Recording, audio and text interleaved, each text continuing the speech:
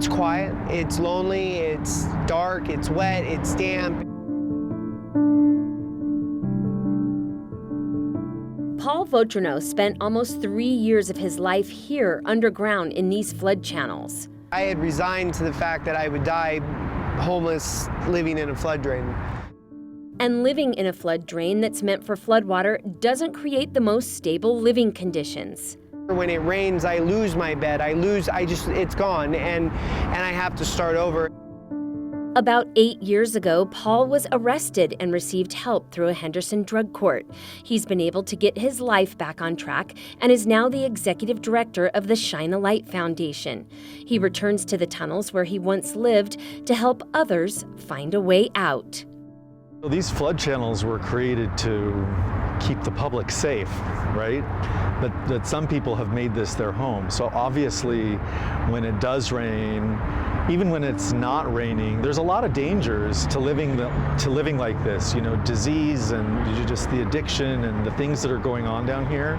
But for a lot of them, they don't see a way out. So it's our responsibility to hold their hand and show them a way. Shine a Light is a Freedom House sober living program that helps the hundreds of men, women, and children who live in the underground flood channels of Las Vegas. The program prides itself on going into the depths of the storm drain system to engage with the underserved hidden population on a personal level. Volunteers from Shine a Light venture into the flood channels every Saturday to offer supplies along with information on gaining access to treatment and housing. And each time it rains, efforts are increased to be sure those living in these channels realize the danger headed their way. And those experiences are like, you don't gamble with that experience. So every time the rain, the water shows the level of anxiety, the level of immediacy, like it's move now, we gotta go. There are over 677 miles of storm drains and flood channels built underneath and throughout Clark County, designed to divert and carry floodwater safely through the valley. When it rains, the flood channels fill up quickly, and for those living in these channels, floodwater poses a serious threat.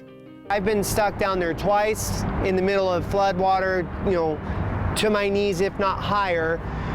One time I didn't make it out. I stayed in the tunnel hanging off of a steel ladder that was built into the concrete on the side for hours waiting for the water to slow down. Paul was lucky the water did slow down and he was able to reach safety. Unfortunately, almost every monsoon season, someone dies by drowning in one of the flood channels during a storm. So it can come completely unexpected. And then two, it's never easy to gauge how long it would take. So like there's been times when it rained and it never dangerously flooded, right? Like you're good, you're safe, you can stay down there, take your time, pack your stuff. Then there's times when it rains and in 30 seconds, it's at your knees rushing 30 miles an hour downhill because they're designed to move downhill, and it can sweep you off your feet and carry you, miles down the tunnel. Shine a Light watches the weather and receives updates from the National Weather Service. This way, they can warn and give those living deep in the flood channels plenty of notice to get out. It's terrifying. The part of a tunnel that I lived in turned, so I was literally probably about 40 feet away from the bend, right? And I'm just doing my thing, existing in my space, and I noticed the water come around the corner, and it's, no higher than the sole of my shoe, no big deal, and I'm like, okay, it's time to go, and so I start grabbing some stuff, and then all of a sudden I hear this deafening roar kind of echoing down the tunnel, and it took over all sound. And when you're underground, you can hear the cars, you can hear the sewers, you can hear what's happening above you. It stole all that sound, and it was just replaced by this roar. And I look up and I see the water was coming around the corner. It's catastrophic, right? And that happened, the sole of my shoe is getting wet to here's this gallons and gallons of water coming around the corner within minutes. It didn't take long at all for that rise. Hearing firsthand the terror that those face who live in these tunnels is what keeps organizations like Shine a Light coming back time and time again to help. The organization estimates there's about 2,000 people who live underground in these tunnels, and so far this year, they've been able to help about 300 people get out.